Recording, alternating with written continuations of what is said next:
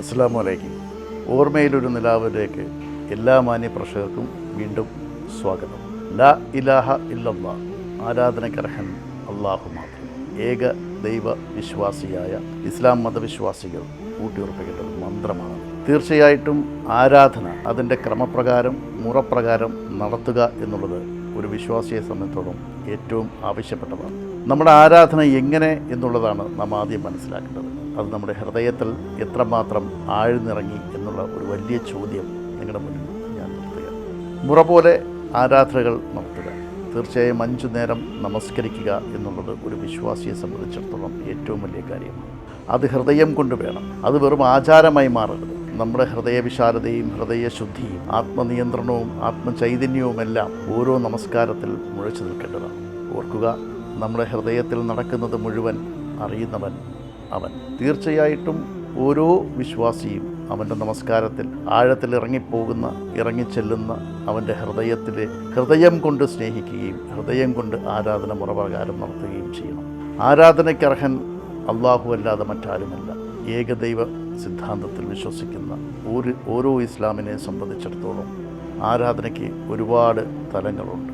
നമ്മൾ ഹൃദയം കൊണ്ട് ആരാധിക്കുമ്പോൾ നമ്മൾ അല്ലാഹുവിലേക്ക് ഒരുപാട് അടുക്കുകയാണ്. അല്ലാഹുവുമായിട്ടുള്ള സംഭാഷണങ്ങളാണ്, സ്നേഹമാണ് ഖുർആൻ പാരായണം.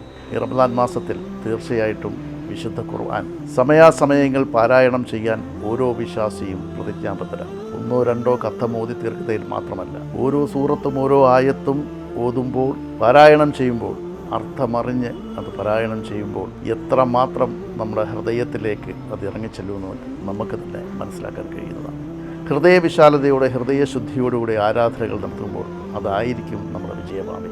തീർച്ചയായിട്ടും സൂറത്തുൽ ബഖറ മുതൽ ഇങ്ങോട്ട്, അൽ ഫാത്തിഹ മുതൽ ഇങ്ങോട്ട്, ഇഖ്ലാസ് വരെ, നാസ് വരെയുള്ള സൂറത്തുകൾ നമ്മൾ ഓതുമ്പോൾ ഓരോ സൂറത്തിലും ഓരോ ആയത്തിലും വളരെ വ്യക്തമായി അല്ലാഹു നമ്മളോട് സംവേദിക്കുകയാണ്. തീർച്ചയായിട്ടും സന്തോഷത്തോടെ അതിനേറെ ഭക്തിയോടെ നമ്മൾ ആ ഖുർആൻ പാരായണം ചെയ്യുമ്പോൾ നമ്മളും റബ്ബും ആയിട്ടുള്ള, അല്ലെങ്കിൽ നമ്മളും നമ്മുടെ സൃഷ്ടാവുമായിട്ടുള്ള സംഭാഷണങ്ങളാണ് നമ്മൾ നടക്കുന്നത്. ഖുർആൻ പാരായണം തീർച്ചയായിട്ടും ഒരു വിശ്വാസിയെ സംബന്ധിച്ചിടത്തോളം റമദാൻ മാസത്തിൽ മാത്രമല്ല, എല്ലായ്പ്പോഴും ഏറ്റവും അത്യന്താപേക്ഷിതമാണ്.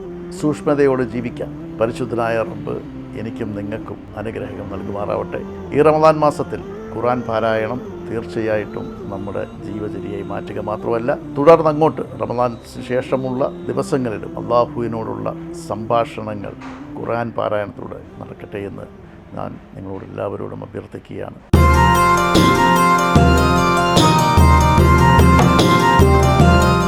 ഇപ്പോൾ അത്യാവശ്യം സമ്പന്നനാണ്. ഈ യൂണിവേഴ്സിറ്റിയുടെ പണിയൊക്കെ കഴിഞ്ഞ് വരുമ്പോഴേക്കും പ്രിൻസ് ഇവിടെ പിടിച്ചാൽ കിട്ടാത്ത ലെവലിൽ വരും. കാരണം ഒരു വലിയ വർക്കല്ലേ അത്. അങ്ങനെ പറയാനില്ല, കാരണം ഒരുപാട് കോമ്പറ്റീഷനുള്ള ഫീൽഡാണ്. പ്രോത്സാഹിപ്പിക്കാത്തതാണോ, മറ്റവരെ നമുക്ക് കമ്പനിക്ക് സൂട്ടാണ്. കാരണം അവർ ആ രീതിയിൽ അങ്ങ് പൊക്കോളും. മലയാളികളാണ് ഈ പരിപാടിയൊക്കെ കാണുന്നത്. കുറച്ച് ക്വാളിഫിക്കേഷൻ ഉള്ളവരൊക്കെ നമ്മളായിരിക്കും മലയാളികളായിരിക്കും. മലയാളികൾ ഉണ്ട്. അവിടെ ഒരു ജാതി സ്പിരിറ്റോ അല്ലെങ്കിൽ അങ്ങനെ ഒരു വിദ്വേഷമൊന്നുമില്ല. അസ്സലാമു അലൈക്കും. ഓർമ്മയിലൊരു നിലാവ്. ഇന്നത്തെ എപ്പിസോഡിൽ എന്നോടൊപ്പം ആലപ്പുഴ കുട്ടനാട്, മലയാളികൾക്ക് ഏറ്റവും പ്രിയപ്പെട്ട സ്ഥലമാണ് കുട്ടനാട് പുളിങ്കുന്നം സ്വദേശി പ്രിൻസ് തോമസ് ജോസഫാണ് എൻ്റെ കൂടെ. നിങ്ങൾക്കായിട്ടുള്ള അതിഥി. 20 വർഷക്കാലമായി റിയാദിൽ വ്യാവസായിക രംഗത്ത് അറിയപ്പെടുന്ന പ്രിൻസിനെ വളരെ ആദരവോടെ സ്നേഹത്തോടെ നമുക്ക് ഈ എപ്പിസോഡിലേക്ക് സ്വാഗതം ചെയ്യാം. നമസ്കാരം. വലിയ സന്തോഷം. റംസാനിലെ നോമ്പും ക്രൈസ്തവ സമുദായക്കാരുടെ നോമ്പ് ഒരേ സമയത്താണ് ഇപ്പോൾ അല്ലേ? അതെ. പ്രിൻസിന് നോമ്പുള്ള സമയമാണ് ഇപ്പോൾ. അതെ. നോമ്പിനെ കുറിച്ച് സംസാരിക്കുമ്പോൾ നമുക്ക് രണ്ടും സംസാരിക്കാം. ഓക്കെ. ഇപ്പോൾ റംസാനിലെ നോമ്പാണ്. അതെ. ഈ നോമ്പ് അനുഷ്ഠിച്ചിട്ടുണ്ടോ? നോമ്പ് എടുക്കാറുണ്ട്. ജോലി ചെയ്തുകൊണ്ടിരുന്ന സമയത്ത് ആദ്യത്തെ 10 വർഷങ്ങളിൽ കൃത്യമായിട്ട് നോമ്പ് നോക്കാറുണ്ടായിരുന്നു. കാരണം കൂടെയുള്ള കൊളീഗ്സ് എല്ലാം മുസ്ലിംസ്, അവരെ സപ്പോർട്ട് ചെയ്തുകൊണ്ട് നമ്മൾ അവരുടെ മുമ്പിൽ ഇരുന്ന് വെള്ളം കുടിക്കാതെ ശരിക്കും എടുത്തിട്ടുണ്ട്. അന്ന് ആ നോമ്പ് നോക്കുന്ന സമയത്ത് എന്തെങ്കിലും ശാരീരികമായിട്ടുള്ള, അതിനുശേഷം നമ്മൾ ഈ മുസ്ലിംസ് ചെയ്യുന്നത് പോലെ ഉമിനീര് ഇറക്കാതുള്ള നോമ്പ് എടുക്കാറില്ല. പക്ഷേ ഗുണങ്ങളാണ്, ഹെൽത്ത് വൈസ് നോക്കുമ്പോൾ ഗുണങ്ങളാണ്. അത് കഴിഞ്ഞ് തിരിച്ച് വീട്ടിൽ വന്ന് 6 മണി 6:30 വന്നിട്ടാണ് ഫുഡ് എടുക്കുന്നത്. അങ്ങനെ ഒരു മാസം പോയി കഴിയുമ്പോൾ എന്ത് തോന്നാറുണ്ട്? ഒരു 6 കിലോ നമ്മൾ കുറയാറുണ്ട്. 6-7 കിലോ വെയിറ്റ് കുറയും. വെയിറ്റ് കുറയുകയും ചെയ്യും. ഫിസിക്കലി നമ്മൾ ഫിറ്റാണ്. കാരണം ഒരുപാട് ഫുഡ് ചെല്ലുന്നില്ല. സൗദി അറേബ്യയെ സംബന്ധിച്ച് ഒരുപാട് കൊളസ്ട്രോളും ഷുഗറും ഒക്കെയുള്ള ഒരുപാട് ആളുകളുണ്ട്. അസുഖങ്ങൾ ഒരുപാട് വരുന്നവരുണ്ട്. അതെന്താ? എനിക്കൊന്നധികം ഫിസിക്കൽ ആക്ടിവിറ്റീസ് ഇല്ലാഞ്ഞിട്ടായിരിക്കും. കൂടുതൽ ആളുകളും ജോലി, ഓഫീസിലിരിക്കുന്ന ജോലി, വണ്ടിയിൽ ട്രാവൽ, അധികം നടപ്പൊന്നുമില്ല, എക്സസൈസും. നമ്മളൊക്കെ പക്ഷേ എക്സസൈസിന് മുൻതൂക്കം കൊടുക്കാറുണ്ട്. ഫിറ്റാണ് ബോഡി എന്നാണ് വിശ്വാസം. നിങ്ങളുടെ നോമ്പാകുമ്പോൾ പിന്നെ ഇത്രയും സ്ട്രെയിൻ ഇല്ല അല്ലേ? ഞങ്ങളുടെ നോയമ്പ് എങ്ങനെയാണെന്ന് വെച്ച് കഴിഞ്ഞാൽ ഞങ്ങൾ വെജും നോൺ വെജ് ഉപേക്ഷിക്കും. വെജ് മാത്രം, പാലും മുട്ടയും അങ്ങനെ ഒരു സാധനങ്ങൾ, പാലും ഉപേക്ഷിക്കും, കട്ടൻ കാപ്പി മാത്രം. മുട്ടയും ഇറച്ചിയും മീനെല്ലാം, വെജിറ്റബിൾ മാത്രം 50 ദിവസം. പിന്നെ ഡ്രിങ്ക്സ് കഴിക്കണമെന്നുണ്ടെങ്കിൽ അത് കഴിക്കില്ല. ഡ്രിങ്ക്സ് കഴിക്കുന്നവരത് കഴിക്കില്ല. സൗദി അറേബ്യയിൽ ഡ്രിങ്ക്സ് അലൗഡും അല്ല. അല്ല. അപ്പോൾ ഇപ്പോൾ നോമ്പിലാണോ? ഇപ്പം നോമ്പില്ല. ആദ്യം വന്നത് എങ്ങനെ ഇവിടെ ജോലി ആയിട്ട്? 2004 ജോബ് വിസയിലാണ് വന്നത്, ജോലി ചെയ്യാനായിട്ടാണ് വന്നത്. 2004 ജൂലൈ 30 ജൂൺ 30 ഇവിടെ എത്തുന്നു. ജൂലൈ 4 തന്നെ ജോലിക്ക് കയറുന്നു. നീണ്ട 10 വർഷം ഒരേ സ്ഥാപനത്തിൽ ജോലി. എഡ്യൂക്കേഷൻ എന്തായിരുന്നു? MCom, master of commerce. അതെ, അക്കൗണ്ട്സിലാണ് കയറിയത്. ആ 10 വർഷം കഴിഞ്ഞ് 2014 ഇറങ്ങി ബിസിനസ്സിലേക്ക്. ഇപ്പോഴും ബിസിനസ്സിലേക്ക് മുന്നോട്ട് പോകുന്നു. ഇപ്പോൾ ചെയ്യുന്ന ബിസിനസ് ഇലക്ട്രോ മെക്കാനിക്കൽ, അതായത് പോർട്ട ക്യാബിൻസ് നമ്മുടെ നിയോം സിറ്റിക്ക് വേണ്ടി സപ്ലൈ ചെയ്യുന്നു. 5-6 സൈറ്റുണ്ട് ഇപ്പോൾ പുതിയ വരുന്ന സിറ്റി. അതെ, അവിടെ അവർക്ക് ഈ അവരുടെ നിയോം സ്റ്റാഫിന് വേണ്ടിയുള്ള ഓഫീസുകൾ 500 സ്ക്വയർ മീറ്റർ, 1000 സ്ക്വയർ മീറ്റർ ഒക്കെയുള്ള വലിയ വലിയ ഓഫീസുകൾ വിത്ത് ഫിറ്റ് ഔട്ട്സ്, ഫർണിച്ചർ, AC എല്ലാം ഇൻക്ലൂഡഡ്. ഇപ്പോൾ അത്യാവശ്യം സമ്പന്നനാണ്. ഈ യൂണിവേഴ്സിറ്റിയുടെ പണിയൊക്കെ കഴിഞ്ഞ് വരുമ്പോഴേക്കും പ്രിൻസ് ഇവിടെ പിടിച്ചാൽ കിട്ടാത്ത ലെവലിൽ വരും. കാരണം ഒരു വലിയ വർക്കല്ലേ അത്? അങ്ങനെ പറയാനില്ല, കാരണം ഒരുപാട് കോമ്പറ്റീഷനുള്ള ഫീൽഡാണ്. കോമ്പറ്റീഷൻ ഉണ്ട്, ഒരുപാട് ആളുകളുണ്ട്. അപ്പോൾ നമ്മൾ അതനുസരിച്ചുള്ള റേറ്റും കാര്യങ്ങളും വന്നാലും കുഴപ്പമില്ല പോകും. ഇത് എത്ര നാളത്തേക്ക് പോകും ഈ വർക്ക്? 2030 ഇവരുടെ ഒരു വിഷൻ 2030. അതുവരെ പോകും. പക്ഷെ 2030 നിയോം വർക്ക് കംപ്ലീറ്റ് ആവുമെന്ന് തോന്നുന്നില്ല. അതുപോലെ ഹ്യൂജ് വർക്കാണ്. 2030, 35, 40 വരെയൊക്കെ പോകും. ഇതിപ്പോൾ എത്ര പേര് വർക്ക് ചെയ്യുന്നുണ്ട് കൂടെ? ഞങ്ങളിപ്പം കമ്പനിയുടെ അണ്ടറിൽ 17 പേരാണുള്ളത്. നമ്മുടെ സബ് കോൺട്രാക്ടേഴ്സ് 200 പേരുണ്ട്. ഈ പോർട്ടബിൾ ക്യാബിൻ ചെയ്യാനായിട്ട് 2 ഫാക്ടറി യാർഡ് എടുത്തിട്ടുണ്ട്. അവിടെ ഡൽഹിയിൽ നിന്നുള്ള UP-ക്കാർ 200 പേരോളം വർക്ക് ചെയ്യും. UP-ക്കാർ മാത്രമേ ഉള്ളൂ? പോർട്ട ക്യാബിന് UP-ക്കാർ മാത്രം. അത് ശരി. അതെന്താ അവർ മാത്രം? അവർ എക്സ്പേർട്സ് അതിനകത്ത്. ഫാബ്രിക്കേഷൻ ഒക്കെ അവരാണ് പഠിക്കുന്നത്. ഫാബ്രിക്കേഷൻ നമ്മുടെ ആൾക്കാർ ചെയ്യാറില്ലേ? നമ്മുടെ മലയാളികളെ ഞാൻ അധികം നമ്മുടെ കമ്പനിയിൽ ഇല്ല, കാരണം അങ്ങനെ അധികം ആളുകളെ കാണുന്നില്ല. പ്രോത്സാഹിപ്പിക്കാത്തതാണോ മറ്റവരെ നമുക്ക് കമ്പനിക്ക് സൂട്ടാണ്, കാരണം അവർ ആ രീതിയിൽ അങ്ങ് പൊക്കോളും. ആണോ?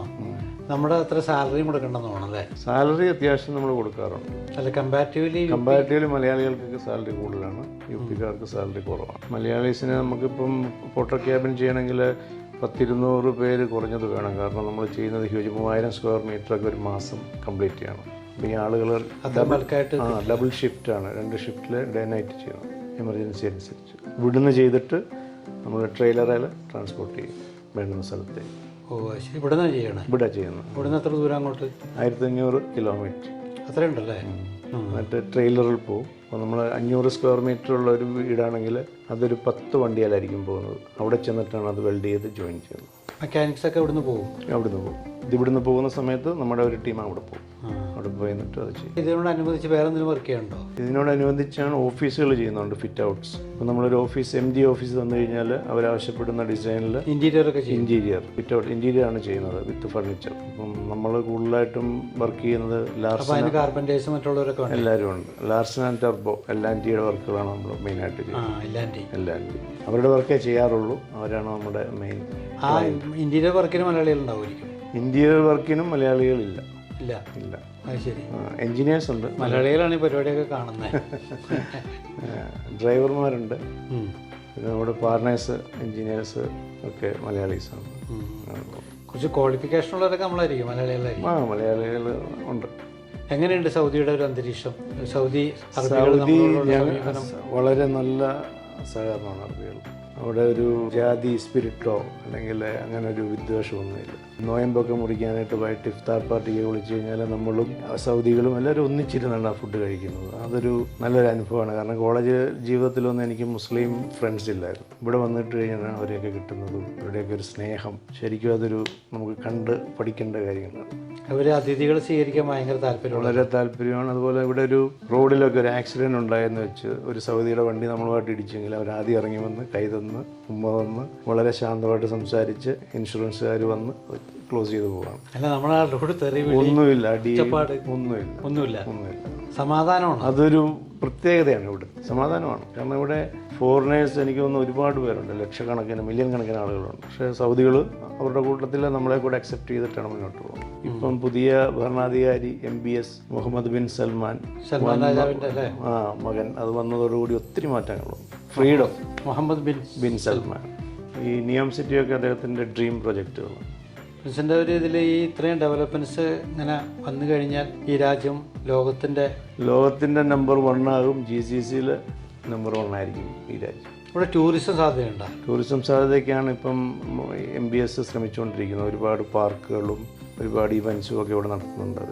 അപ്പോൾ അങ്ങനെ കണക്ക് കൂട്ടുമ്പോൾ പ്രിൻസ് ഇനി വേറെ വല്ല വിധത്തിലൂടെയൊക്കെ ഡേവേർട്ട് പോകേണ്ടത് ഉദ്ദേശിക്കേണ്ടത് ബിസിനസ് ഇപ്പോൾ പോകുന്ന രീതിയിൽ മുന്നോട്ട് പോകാനാണ് നമ്മുടെ താല്പര്യം. വേറെ രീതിയിലേക്ക് ഇതുവരെ ചിന്തിച്ചിട്ടില്ല. ഇപ്പോൾ അത്യാവശ്യം പൈസ കിട്ടുന്നുണ്ട്. അതെ, പൈസ വർക്കുണ്ട്. അതെ, പിന്നെ മാറ്റി ചിന്തിക്കേണ്ട ആവശ്യമില്ല. ഇതുവരെ ഇല്ല. യാത്രകളൊക്കെ പോകാറുണ്ട്. ഞങ്ങൾ കുടുംബമായിട്ട് ദുബായ്, ബഹ്റിൻ ഒക്കെ പോകാറുണ്ട്. പിന്നെ നാട്ടിലെ പേരൻസ് തന്നെ ഉള്ളതുകൊണ്ട് ഇപ്പോൾ ഇടയ്ക്കിടയ്ക്ക് ഒരു 2-3 മാസം കുടുംബമൊക്കെ പോയി വിസിറ്റ് ചെയ്ത് വരും. പേരൻസ് ഇപ്പോൾ എൻ്റെ വീട്ടിൽ റെസ്റ്റാണോ? റെസ്റ്റാണ്. Joseph father. അതെ. അതേ എവിടെ വർക്ക് ചെയ്യുന്നത്? മിലിറ്ററിയിലായിരുന്നു, റിട്ടയർഡ് മേയറാണ്. ഇപ്പോൾ 80 വയസ്സുണ്ട്. 32 വർഷത്തെ സർവീസ് ഉണ്ട്. 32 വർഷം ഇന്ത്യൻ ആർമിയിൽ. Mummy housewife. മമ്മിയുടെ പേര് അന്നമ്മ തോമസ്. നിങ്ങൾ ബ്രദേഴ്സൊക്കെ ഉണ്ടോ? ഒരു സിസ്റ്ററുണ്ട്. സിസ്റ്റർ UK-ലാണ്. കുഞ്ഞും ഹസ്ബൻഡും UK-ൽ. നാടിനെ കുറിച്ച് പറയുമ്പോൾ നാട്ടിലിടക്ക് പോയി വന്ന ആളല്ലേ? അതെ. അച്ഛനും അപ്പനും അമ്മയൊക്കെ അവിടെ ഉള്ളതുകൊണ്ട്. അതെ. ഇവിടുത്തെ ഈ സുഖകരമായ ജീവിതത്തിനുള്ളിൽ നാട്ടിൽ പോകുമ്പോൾ അല്ലെങ്കിൽ നാട്ടിൽ ചെല്ലുമ്പോൾ ഇവിടെ മിസ്സാകുന്നുണ്ടോ, അല്ലെങ്കിൽ ഇവിടെ നിൽക്കുമ്പോൾ നാട് മിസ്സാകുന്നുണ്ടോ? രണ്ടും ഇഷ്ടമാണ്. നാടും ഇഷ്ടമാണ്, സൗദി ഇഷ്ടമാണ്. നിങ്ങളുടെ നാട് എന്തായാലും മിസ്സാകും. അതെ, തീർച്ചയായിട്ടും. ഞാൻ വന്നിട്ടുണ്ട്. കുട്ടനാട് വള്ളംകളിയും. അതെ. രാജീവ് ട്രോഫി നടക്കുന്നത് കുളുങ്ങുന്നില്ല, നമ്മുടെ അടുത്ത് തന്നെയാണ്. അവിടെ നാട്ടിലെ സുഹൃത്തുക്കളൊക്കെ ഇപ്പോഴും എല്ലാവരുമായിട്ടും കോണ്ടാക്ട്സാണ്. സുഹൃത്തുക്കളൊക്കെ ഇവിടെ ഉണ്ടോ? ഇവിടെയുണ്ട്, ഒരുപാട് പേരുണ്ട്. നാടിൻ്റെ വികസനം കാര്യങ്ങളൊക്കെ എങ്ങനെ നോക്കി കാണുന്നു? നാടിൻ്റെ വികസനം ഇപ്പം നല്ല രീതിയിൽ നടക്കുന്നുണ്ടെന്നാണ് എനിക്ക് തോന്നുന്നത്. കാരണം ഈ മെട്രോ ഒക്കെ വളരെ നല്ല രീതിയിൽ നാട്ടിൽ. മാത്രമല്ല ഹൈവേ വർക്ക് നടക്കുന്നു. അതെ, അത് കേന്ദ്ര ഗവൺമെൻറ്റിൻ്റെ വർക്ക് നടക്കുന്നുണ്ട്. നാട്ടിലെ ഒരു കാണുന്നത് നമ്മളുടെ ഒരു സ്നേഹം ഇല്ലായ്മ ഒരുപാട് നമുക്ക് ഫീൽ ചെയ്യുന്നുണ്ട് നാട്ടിൽ, അങ്ങോട്ടും ഇങ്ങോട്ടും മനുഷ്യർക്ക്. സൗദി അറേബ്യയിൽ അങ്ങനെയില്ല. അപ്പോൾ സൗദി അറേബ്യയിലുള്ളവർ പൈസ ഉള്ളവനും പൈസ ഇല്ലാത്തവനും എല്ലാം ഒരേ രീതിയിലാണ് മുന്നോട്ട് പോകുന്നത്, സഹകരിച്ച് സ്നേഹിച്ച്. രാഷ്ട്രീയത്തിൽ തന്നെ പ്രശ്നങ്ങളാണ് നാട്ടിൽ. രാഷ്ട്രീയം ഉണ്ട്, കാരണം നാട്ടിലെ രാഷ്ട്രീയം ഒരുപാട് പ്രശ്നങ്ങളുണ്ട്. ഇവിടെ രാഷ്ട്രീയമല്ല, ഇവിടെ രാജഭരണമായതുകൊണ്ട് അവിടെ ജനാധിപത്യ ഭരണമാണ്. അതെ. ഒരുപാട് പ്രശ്നങ്ങളുണ്ട് നാട്ടിൽ. എന്നാലും നമുക്ക് നാട് തന്നെയാണ് ഏറ്റവും വരുന്നത്. നാട് തീർച്ചയായിട്ടും. ഇപ്പം എൻ്റെ ഫ്രണ്ട്സൊക്കെ പുളുങ്ങുന്ന വിട്ട് പുറത്ത് വീട് വെച്ച് പോയി. എല്ലാവരും പുളുങ്ങുന്ന കുട്ടനാട്ടിൽ നിന്ന്. അവിടെ നിന്ന് അങ്ങോട്ട് പോയി പല ചേനാശ്ശേരി. അതെന്താ കാരണം? വെള്ളപ്പൊക്കം പേടിച്ചിട്ടൊക്കെ അങ്ങോട്ട്. ഇപ്പൊ അവിടെ ചങ്ങനാശ്ശേരി, ആലപ്പുഴ വലിയ റോഡൊക്കെ പൊക്കി. അത് AC റോഡ് പോണത് വലുതായിട്ട് പൊക്കി. പക്ഷേ താഴത്തുള്ളവർക്ക് വെള്ളപ്പൊക്കം തന്നെ അല്ലേ? താഴത്തുള്ളവർക്ക് റോഡ് പൊങ്ങി, പക്ഷെ സൈഡിലുള്ളവർക്കൊക്കെ വെള്ളപ്പൊക്കം തന്നെ. ഭയങ്കര കഷ്ടമാണ് അവർ. അതെ. നാട്ടുകാരെ ഒരുപാട് ഇങ്ങോട്ട് കൊണ്ടുവരാൻ ശ്രമിക്കാറുണ്ടോ? നാട്ടുകാരെ കുറച്ചുപേരെ കൊണ്ടുവന്നിട്ടുണ്ട്. പക്ഷേ വരുന്നവർക്കൊരു വളരെ വലിയ എക്സ്പെക്റ്റേഷനാണ്. കുറച്ച് കഴിയുമ്പോഴത്തേക്ക് അവർക്കത് പോരാ എന്നൊക്കെയുള്ള രീതിയിൽ പിന്നെ അത് അവർ തന്നെ തിരിച്ചു പോകാനുള്ള ഒരു പ്ലാൻ ഇടുക. ഇവിടെ വന്നു കഴിഞ്ഞാൽ ഇവിടെ കഠിനാധ്വാനം ചെയ്യാതെ രക്ഷപ്പെടാം. ജോലി ചെയ്യണം, ജോലിയാണ് പ്രശ്നം. നല്ല ചൂടല്ലേ, ആ ചൂടത്ത് വേണം ജോലി ചെയ്യാനായിട്ട്. ഞങ്ങളൊക്കെ എനിക്ക് തോന്നുന്നൊരു 10-16 മണിക്കൂർ ജോലി ചെയ്യാറുള്ളൂ. ഇവിടുന്ന് നിയമം പോവുകയാണെന്ന് വെച്ച് കഴിഞ്ഞാൽ 1500 കിലോമീറ്ററാണ്. ഫാമിലി അവിടെ നിർത്തിയിട്ട് തബൂക്ക് എയർപോർട്ടിൽ ഇറങ്ങിയിട്ട് അവിടുന്ന് 400 കിലോമീറ്റർ ഉണ്ട് നിയോം സിറ്റി പോയി വരണമെങ്കിൽ. കാർ റെൻറ്റിനെടുത്തിട്ട് അവിടെ പോയി സൈറ്റ് നോക്കി തിരിച്ചു വരും. 2-3 ദിവസം കഴിയും. അതാണ് ഇപ്പോഴത്തെ ഒരു രീതി ജോലി. അപ്പോൾ അതുകൊണ്ട് നാട്ടുകാരെ വലിയ പ്രോത്സാഹിപ്പിക്കണില്ല. നാട്ടുകാർ വരുന്നവർ ഇത്രയും കഷ്ടപ്പെട്ട് ജോലി ചെയ്യാൻ ആരും ശ്രമിക്കാറില്ല. പ്രിൻസിൻ്റെ ഒരു ജീവിത അനുഭവം വെച്ചിട്ട് പുതിയ തലമുറയിലെ ആൾക്കാർ ഇങ്ങോട്ട് വരാൻ ശ്രമിക്കണമെന്നുണ്ടെങ്കിൽ എന്തൊക്കെ ശ്രദ്ധിക്കണം? പുതിയ തലമുറയിലെ ആളുകൾ ഇവിടെ വരാനായിട്ട് ഏത് ജോലിക്കാണോ വരുന്നത് അവർക്കതിനുള്ള എക്സ്പീരിയൻസ് മസ്റ്റാണ്. ഇവിടെ വന്ന് തിരിച്ചു പോകാനുള്ള ശ്രമം ആദ്യം വേണ്ട. ഇവിടെ വന്ന് കഷ്ടപ്പെട്ട് ഇവിടെ നിന്ന് 1-2 വർഷം ആ ഒരു ട്രാക്കിലായിട്ട് വെക്കേഷൻ പോകാൻ നോക്കും. അത് ശരി. അപ്പോൾ പലർക്കും ആദ്യം തന്നെ തിരിച്ചു പോകാനുള്ള ശ്രമം. ഇവിടെ ഇവിടുത്തെ രീതികളൊക്കെ കണ്ടു കഴിയുമ്പോൾ തിരിച്ചു പോകാനുള്ള ശ്രമം എല്ലാവരും. കൂടുതൽ ആളുകൾ ചിലപ്പം ഉദ്ദേശിക്കുന്നത്ര സാലറി കാണില്ല, അല്ലെങ്കിൽ വീട് മിസ് ചെയ്യുന്നുണ്ടാകും നാട്ടിൽ, ഫാമിലി, ഒരുപാട് പ്രശ്നങ്ങൾ, ഭാഷ പ്രശ്നം കാണും. ചുരുക്കി പറഞ്ഞാൽ ഇവിടെ ഇപ്പോൾ വളരെ പ്രിൻസിനെ പോലെയുള്ള വളരെ എസ്റ്റാബ്ലിഷ്ഡ് ആയിട്ടുള്ള വ്യവസായികൾ അല്ലെങ്കിൽ മിടുക്കന്മാരായ സമ്പന്നർ ഇവിടെ വന്നിട്ട് വെറുതെ ഒരു ദിവസം കൊണ്ട് ഉണ്ടാക്കിയതല്ല. നല്ല കഠിനാധ്വാനം, ദീർഘവീക്ഷണം എല്ലാം അല്ലേ. 20 വർഷത്തെ ലൈഫ് എന്ന് പറഞ്ഞാൽ ആലോചിച്ച് നോക്കി. നമ്മുടെ പാരൻസിനെ നാട്ടിൽ നിർത്തി ഒരുപാട് കാര്യങ്ങൾ നമ്മൾ മിസ് ചെയ്യുന്നുണ്ട്. 20 വർഷമായിട്ട് നമ്മളിപ്പോഴും ഇവിടെ നിൽക്കുക. അപ്പോൾ ഒരു സുപ്രഭാതത്തിൽ അത് ഇട്ടെറിഞ്ഞ് നമുക്ക് പോകാൻ പറ്റില്ല. കാരണം ഇവിടെ നമ്മൾ ആ ഒരു രീതിയിലേക്ക് എല്ലാം ഡെവലപ്പ് ചെയ്തുകൊണ്ട് വന്നുകൊണ്ടിരിക്കും. ഇവിടുത്തെ ഗവൺമെൻറ്റിൻ്റെ ആറ്റിറ്റ്യൂഡ് അങ്ങനെ നമ്മൾ മലയാളികൾ ബിസിനസ് ചെയ്യുമ്പോൾ? എല്ലാ ബിസിനസ്സുകാരോടും ഒരേ ആറ്റിറ്റ്യൂഡാണ്. അവർക്ക് ഇവിടെ വാറ്റുണ്ട്. നമ്മൾ ചെയ്യുന്ന ബിസിനസ്സിന് 15% വാറ്റ് കൊടുക്കണം. മറ്റേ ടാക്സ് ഫാമിലി ഉണ്ടെങ്കിൽ ലെവി കൊടുക്കണം. ഗവൺമെൻറ്റിന് കൊടുക്കാനുള്ള ഫീസുകൾ കൃത്യമായിട്ട് കൊടുത്തുകൊണ്ടിരുന്ന് നേരായ രീതിയിൽ അത് പോകുന്നെങ്കിൽ ഒരു കുഴപ്പമില്ല ഗവൺമെൻറ്. അതുപോലെ ഇൻഡിപെൻഡൻ്റ് ആയിട്ട് നമുക്കിപ്പോൾ ബിസിനസ് ചെയ്യാം. പണ്ട് അങ്ങനെ പാടില്ല. ഇപ്പം ചെയ്യാം. അതൊക്കെ ഈ മുഹമ്മദ് ബിൻ സൽമാൻ വന്നതിന് ശേഷമാണ്. ആണല്ലേ? അതെ, ഒരുപാട് പേരുണ്ട് ഇവിടെ ഇൻഡിപെൻഡൻ്റ് ആയിട്ട് ബിസിനസ് ചെയ്യുന്നത്. നമ്മൾ ഇവിടുത്തെ ഈ അറബ്സിനെ സംബന്ധിച്ചോളം അറബ്സ് കുറ്റം ചെയ്താലും വേറൊരു രാജ്യക്കാർ കുറ്റം ചെയ്താലൊക്കെ സെയിം ആണല്ലേ ശിക്ഷ തെളിയിച്ചു കഴിഞ്ഞാൽ ശിക്ഷ എല്ലാവർക്കും ചെയ്ത കുറ്റം തെളിയിച്ചു കഴിഞ്ഞാൽ രണ്ടുപേർക്കും ഒരുപോലെ ശിക്ഷ. ഇവിടുത്തെ രാജ്യക്കാരന് ഒരളവുമില്ല, ഒന്നുമില്ല. തെളിവ് സഹിതം അവർ പ്രൂവ് ചെയ്യുകയാണെങ്കിൽ ഉറപ്പാണ് ശിക്ഷ. അത് രാജ്യമൊന്നുമില്ല, സൗദികളൊന്നുമില്ല, നമ്മളൊന്നുമില്ല. നാട്ടിൽ വരുമ്പോൾ ഡ്രൈവ് ചെയ്യാറില്ലേ? ഉണ്ട്, ചെയ്യാറുണ്ട്. ഇവിടെ ഡ്രൈവ് ചെയ്തിട്ട് നാട്ടിൽ വന്ന് ഡ്രൈവ് ചെയ്യുമ്പോൾ ഒരു കുഴപ്പമില്ല. എയർപോർട്ടിൽ നിന്ന് തന്നെ വണ്ടി എടുത്ത് പോവാം. അല്ല, അവിടുത്തെ ഡ്രൈവിംഗ് സിസ്റ്റം ഇവിടെ റൈറ്റും ലെഫ്റ്റും ഉണ്ട്. അതുകൊണ്ട് പക്ഷെ അങ്ങനെ ഒരു പ്രശ്നം ഇതുവരെ തോന്നിയിട്ടില്ല. റാഷ് ഡ്രൈവിംഗ് ആയിട്ട് തോന്നിയിട്ടുണ്ട് അവിടെ? അവിടെ റാഷ് ഡ്രൈവാണ്. നമ്മൾ ഓടുന്നതിനിടയ്ക്ക് പല വണ്ടികൾ കയറി വരും. ഭയങ്കര കൺജസ്റ്റഡ് ആണ്. ഇവിടെ ഒരു സിസ്റ്റം ഉണ്ട്. 4 ലൈനാണ്, 4 ലൈനുണ്ട്. ആ ലൈനിൽ കൂടെ നമുക്ക് പോകാം. ആരും ഇടയ്ക്ക് കയറി വരുന്നില്ല. ഇപ്പോൾ പുരോഗമനത്തിന്റെ പാതയിൽ സൗദിയിൽ റോഡ് സിസ്റ്റം ഒക്കെ ഇനിയും ഡെവലപ്പ് ചെയ്യും. ഒരുപാട് ഡെവലപ്പ് ചെയ്യും. ഭയങ്കര മാറ്റങ്ങൾ വരും. ഇനി എന്താണ് പുതിയ ഡ്രീം? ഇനിയും പുതിയ ഡ്രീം ഇപ്പോൾ ചെയ്തുകൊണ്ടിരിക്കുന്ന ബിസിനസ് നമ്മൾ ഡെവലപ്പ് ചെയ്ത് മുന്നോട്ട് അത് തന്നെയാണ്. അല്ല, വേറെ മാറ്റി പിടിക്കണ്ട ഒന്നുമില്ല. ഇപ്പം ചെയ്തുകൊണ്ടിരിക്കുന്ന മുന്നോട്ട് കൊണ്ടുപോകും. രണ്ട് ഇന്റീരിയറും എല്ലാ കാര്യങ്ങളും, ഇന്റീരിയറും ഇലക്ട്രോ മെക്കാനിക്കലും. ഞാൻ ഇതിനിടയിലും ചോദിച്ചോട്ടെ, ഞാൻ നേരെ ചോദിക്കാൻ വന്ന ചോദ്യം, നോമ്പിന്റെ ഈ മുസ്ലിം നോമ്പിനെ കുറിച്ച്. ഇപ്പം നോമ്പിന്റെ കാലമാണല്ലോ. ഇപ്പോഴത്തെ ഇഫ്താർ വിരുന്നുകളുണ്ട്. അത് നമ്മുടെ നാട്ടിൽ അങ്ങനെ അത്ര കാണുന്ന സംഭവമല്ല. അതെ. ആ വിരുന്നുകളിലൊക്കെ പങ്കെടുക്കാറുണ്ടോ? തീർച്ചയായിട്ടും ഒരുപാട് വിരുന്നുകളിൽ പങ്കെടുക്കാറുണ്ട്. പലരും കുടുംബസമേതം. അതെ, ക്ഷണിക്കാറുണ്ട്. നമ്മൾ കമ്പനിക്ക് വേണ്ടി ഇഫ്താർ നടത്താറുണ്ട്. താങ്കളുടെ കമ്പനിക്കൊക്കെ നടത്തുമ്പോൾ എത്ര പേരൊക്കെ വരും? നമ്മുടെ എല്ലാ സ്റ്റാഫും കാണും. കുറഞ്ഞ എല്ലാവരും കൂടെ 200 പേര് അവർ തന്നെ കാണും. പിന്നെ നമ്മുടെ സൗദികൾ കാണും, കൂടെ ജോലി ചെയ്യുന്നവർ, വേറെ സ്നേഹിതന്മാർ കാണും. അങ്ങനെ നടത്താറുണ്ട് വിപുലമായ രീതിയിൽ. ഈ വർഷത്തെ ഇഫ്താർ നടത്തിയിട്ടില്ല. ഈ നമ്മുടെ ഈസ്റ്റർ കഴിഞ്ഞിട്ട് ചെയ്യാൻ. നോമ്പ് കഴിഞ്ഞിട്ട്. അതെ. ഇവിടെ ഒരുപാട് സംഘടനകളുണ്ട് മലയാളി ഉണ്ട്, പ്രവാസികളുടെ അല്ലേ? അതെ അതെ. അതിലൊക്കെ ഇൻവോൾവ് ആണോ? ഇവിടെ ഇപ്പോൾ ഞാൻ കേളി സംഘടനയിൽ ഇൻവോൾവ് ആണ്. LDF? അത് LDF എന്ന് പറഞ്ഞ് ഊന്നൽ കൊടുക്കുന്ന ഒരു സംഘടനയല്ല. ജീവകാരുണ്യ പ്രവർത്തനങ്ങൾ കൂടുതലായിട്ട് ചെയ്ത് ഇടതുപക്ഷ ചിന്താഗതിയോടുകൂടി മുന്നോട്ട് പോകുന്ന ഒരു സംഘടന. അതിൻ്റെ നേതൃത്വ പാഠവും അങ്ങനെ വല്ലതും ഉണ്ടോ? ഒന്നുമില്ല, അതിനകത്തൊരു മെമ്പറെന്ന് മാത്രമേ ഉള്ളൂ. നേതൃത്വ പാഠമുള്ള ഒരുപാട് നല്ല ആളുകളുണ്ട് അതിനകത്ത്. കേളിയുടെ ആക്ടിവിറ്റീസ് എന്തൊക്കെ ഇവിടെ? കേളിയുടെ ആക്ടിവിറ്റീസ് ഇവിടെ ഇപ്പം നാട്ടിൽ നിന്നുള്ള ആളുകളെ ഇവിടെ കൊണ്ടുവന്നിട്ടുള്ള പ്രോഗ്രാം അറേഞ്ച് ചെയ്യുന്നത്. ഇപ്പോൾ 26 ഏപ്രിലിൽ GS പ്രദീപ് വരുന്നുണ്ട്. കേളി ഡേ ആണെന്ന്. അങ്ങനെ ഓരോ കാര്യങ്ങൾ. അതിൽ നിന്ന് കിട്ടുന്ന ഫണ്ട് അവർ ജീവകാരുണ്യത്തിന്, നാട്ടിൽ പാവപ്പെട്ടവർക്ക്, ആർക്ക് മെഡിക്കൽ അല്ലെങ്കിൽ ഭവനമില്ലാത്തവർക്ക്, വിദ്യാഭ്യാസ മേഖലയ്ക്ക് അങ്ങനെ ഒരുപാട് സംഭാവനകൾ ഇവിടുന്ന് പോകുന്നുണ്ട്. അത് എൻഡ് ഓഫ് ദ ഇയർ നമുക്ക് അതിൻ്റെ പേപ്പറും തരും. നെടുമുടി ചേട്ടൻ പറയും ഈ കുട്ടനാടുകാർക്ക് പ്രത്യേക ഒരു ശീലവും തീർച്ചയായും സ്നേഹവും ഒക്കെ ആണ്. അതിൻ്റെ കുറിച്ചൊന്ന് പറയാമോ? ഒരു പ്രത്യേക രീതിയാണെന്ന് പറയും. അവിടെ ഈ അയൽവക്ക ബന്ധങ്ങൾ വളരെ കൂടുതൽ. നമ്മുടെ വീട്ടിലെ ഒരു വാഴക്കൊല വെട്ടുകയാണെങ്കിൽ തൊട്ടടുത്ത് ഒരുപാട് വീടുകളുണ്ട്. അവിടെ ഷെയർ ചെയ്യും. രാഷ്ട്രീയമുണ്ടോ? രാഷ്ട്രീയമില്ല. ഇടതുപക്ഷ ചിന്താഗതി ഉണ്ടല്ലേ? ഇടതുപക്ഷ ചിന്താഗതി ഉണ്ട്. നല്ല കാര്യങ്ങൾ ചെയ്യുന്നവരാണ് അവർ സപ്പോർട്ട്. ബ്രദർ ഇവിടെ ഉണ്ടെന്നല്ലേ പറഞ്ഞു? ബ്രദർ അല്ല, സിസ്റ്റർ UK-ലാണ്. സിസ്റ്റർ പേരെന്താ? പ്രിജി തോമസ്. കുടുംബം, മിസ്സസ്, മക്കള്? 2 മക്കള്. വൈഫ് ബിബി മോൾ ആൻ്റണി മണിമല, നമ്മുടെ പടിയറ പിതാവിൻ്റെ ഫാമിലിയാണ്. മാർ ആൻ്റണി പടിയറ. 2 മക്കൾ. മൂത്തയാൾ അമൃതയിലെ 3rd year doctor of pharmacy. ഇനി 3 വർഷം കൂടെ ബാക്കിയുണ്ട്. ഇളയാൾ ഇവിടെ ന്യൂ മിഡിൽ ഈസ്റ്റ് ഇന്റർനാഷണൽ സ്കൂളിൽ 7th പഠിക്കുന്നു. അതെ. മോളപ്പോൾ അവിടെ വലിയ ഇൻവെസ്റ്റ്മെന്റ് ഉണ്ടോ? അവിടെ തൃപ്പൂണിത്തുറയിലെ ബിബിയുടെ ബ്രദറിൻ്റെ വീടുണ്ട്, ഒരു വില്ലയുണ്ട്. അപ്പോൾ അവിടെ ബ്രദറിൻ്റെ വൈഫിൻ്റെ മമ്മിയുണ്ട്. മമ്മിയുടെ കൂടെ നിന്ന് ഇടയ്ക്ക് അവിടെ നിന്ന് പോയി വരും, ഇല്ലെങ്കിൽ ഹോസ്റ്റലിലാണ്. എന്തായാലും 20 വർഷം മുമ്പ് നമ്മുടെ കുട്ടനാട് ഗ്രാമത്തിനെടുത്ത തീരുമാനം കറക്റ്റാണെന്ന് ഇപ്പോൾ തോന്നുന്നു അല്ലേ? നാട്ടിൽ നിൽക്കായിരുന്നു എന്താവുമായിരുന്നു? MCOM കഴിഞ്ഞ് നാട്ടിൽ നിൽക്കുകയാണെങ്കിൽ ഏതെങ്കിലും ഒരു ബാങ്ക് ടെസ്റ്റൊക്കെ എഴുതി എവിടെയെങ്കിലും ബാങ്കിലോ, അല്ലെങ്കിൽ പിന്നെ നമുക്ക് കുറേ കൃഷിയൊക്കെ ഉണ്ട്. ചിലപ്പോൾ കൃഷിക്കാരനായെന്നിരിക്കുക. കൃഷിയൊക്കെ താല്പര്യമുള്ള കാര്യം. പക്ഷേ അതിനും സുഖകരമായ കാര്യമാണ് ഇപ്പോൾ ചെയ്തുകൊണ്ടിരിക്കുന്നത് അല്ലേ? ഇപ്പം ടെൻഷനൊന്നുമില്ല. ജോലിയുടെ ടെൻഷനുണ്ട്, തിരക്കുണ്ട്, അതെല്ലാ ജോലിക്കും എല്ലാ ജോലിക്കും ഉണ്ട്. പിന്നെ 1500 കിലോമീറ്റർ ദൂരെയാണ് ഇപ്പോൾ സൈറ്റുകളൊക്കെ, അതിൻ്റെ ഒരു ബുദ്ധിമുട്ടുണ്ട്. എല്ലാം കൊണ്ടും സുഖകരം. സുഖമായിട്ട് പോകും. ഇനിയും ജീവിതം അങ്ങനെ തന്നെ പോട്ടെ. എന്തായാലും വളരെ വളരെ തിരക്കുള്ള ഒരു ബിസിനസ്മാനാണ്. അതിനിടയ്ക്ക് ഞങ്ങൾക്ക് വേണ്ടി ഇത്രയും സമയം സ്പെൻഡ് ചെയ്യാൻ മനസ്സനുഭവിച്ചതിൽ ഒരുപാട് നന്ദി. താങ്കളുടെ അംബിഷൻസൊക്കെ ദൈവം നിറവേറ്റട്ടെ. എല്ലാവിധ ആശംസകളും നേരുന്നു. All the best. Thank you so much.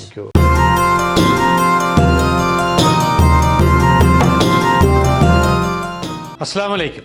OICC Riyadh central committee സൗഹൃദ ഇഫ്താർ ഇവിടെ നടക്കുകയാണ്. ആയിരക്കണക്കിന് പേർ ജാതി, മത, രാഷ്ട്രീയ ഒരു വിവേചനവുമില്ലാതെ കുടുംബസമേതം ഈ വിരുന്നിൽ പങ്കെടുക്കുകയാണ്. ഇത് പ്രിയപ്പെട്ട പ്രേക്ഷകർക്ക് പുതിയ ഒരു അനുഭവമായിരിക്കും.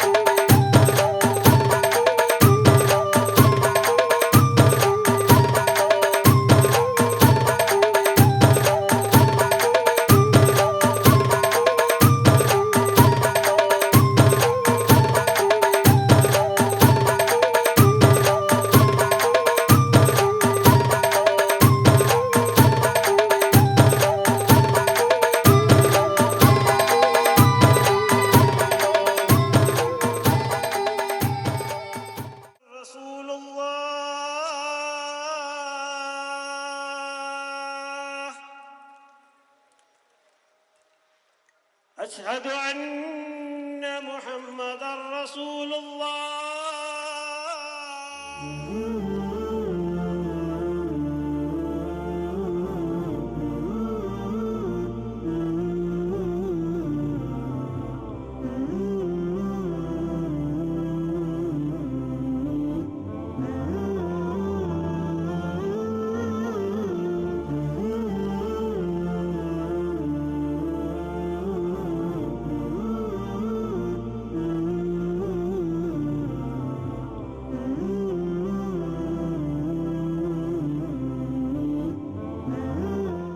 ആയിരത്തിലധികം പ്രവാസികൾ കുടുംബസമേതം പങ്കെടുത്ത ഈ ഇഫ്താർ വിരുന്ന് തികച്ചും സംഘാടകരുടെ മികവ് കൊണ്ട് വൻ വിജയമായിരുന്നു. ഇതൊരു പുതിയ അനുഭവമാണ് ശരിക്കും പറഞ്ഞാൽ. ഇത്രയധികം ആൾക്കാരെ വെച്ചിട്ട് ഈ മരുഭൂമിയിൽ ഇതുപോലൊരു കൂട്ടായ്മ സംഘടിപ്പിക്കുക എന്ന് വെച്ചാൽ ചെറിയ കാര്യമല്ല. ഇത് നമുക്ക് പ്രിയപ്പെട്ട ഒരു വിരുന്നായിരുന്നു.